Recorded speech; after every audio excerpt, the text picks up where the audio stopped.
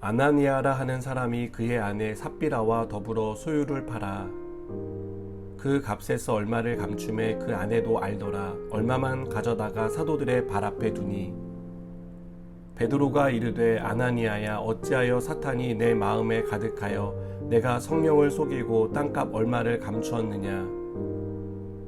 땅이 그대로 있을 때에는 내 땅이 아니며 판 후에도 내 마음대로 할 수가 없더냐. 어찌하여 이 일을 내 마음에 두었느냐.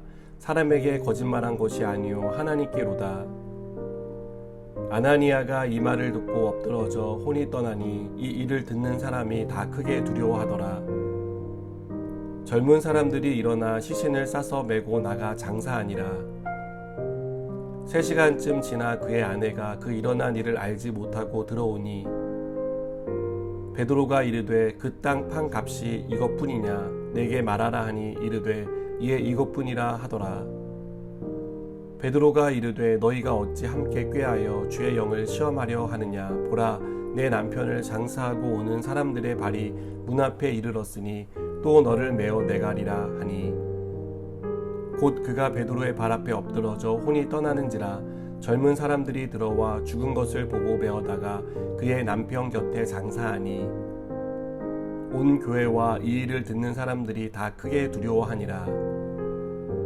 사도들의 손을 통하여 민간의 표적과 기사가 많이 일어나매 믿는 사람이 다 마음을 같이하여 솔로몬 행각에 모이고 그 나머지는 감히 그들과 상종하는 사람이 없으나 백성이 칭송하더라. 믿고 주께로 나오는 자가 더 많으니 남녀의 큰 무리더라. 심지어 병든 사람을 메고 거리에 나가 침대와 요 위에 누이고 베드로가 지날 때 혹 그의 그림자라도 누구에게 덮일까 바라고 예루살렘 부근에 수많은 사람들도 모여 병든 사람과 더러운 귀신에게 괴로움 받는 사람을 데리고 와서 다 나음을 얻으니라. 아멘. 우리는 수련회나 부흥회를 통해 은혜를 받습니다. 그리고 그렇게 은혜를 받으면 과거의 신앙을 돌아보게 되고 새로운 사람이 될 것을 다짐하곤 합니다.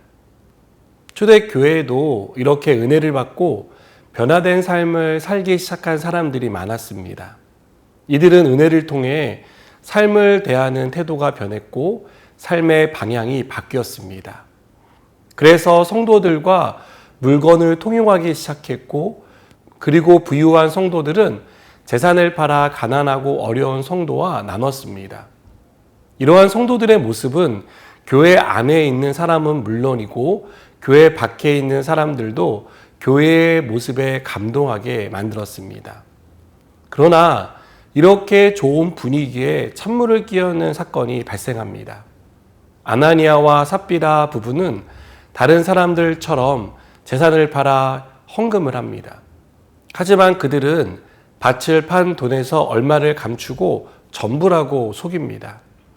여기서 감추다는 단어는 속이기로 작정했다는 뜻을 내포하고 있습니다. 두 사람은 자기 소유의 밭을 판 돈을 마음대로 할 수 있었습니다. 전부를 헌금하든 일부를 헌금하든 그것은 두 사람이 결정할 일이었습니다. 여기에 어떤 강요나 강제도 없었습니다. 그런데 두 사람은 밭을 판 돈을 헌금하며 일부를 전부라고 속였습니다. 굳이 거짓말할 이유가 없었는데 이들은 무슨 이유에서인지 거짓말을 했습니다. 우리가 은혜를 받지만 생활의 변화가 일어나지 않는 것은 은혜 안에 살지 않기 때문입니다.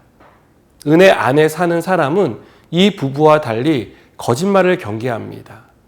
자기 의나 공로, 다른 사람의 시선을 의식하는 형식에 얽매이지 않습니다. 그렇다면 우리는 두 사람이 왜 이런 거짓말을 했을까라는 생각을 갖게 됩니다.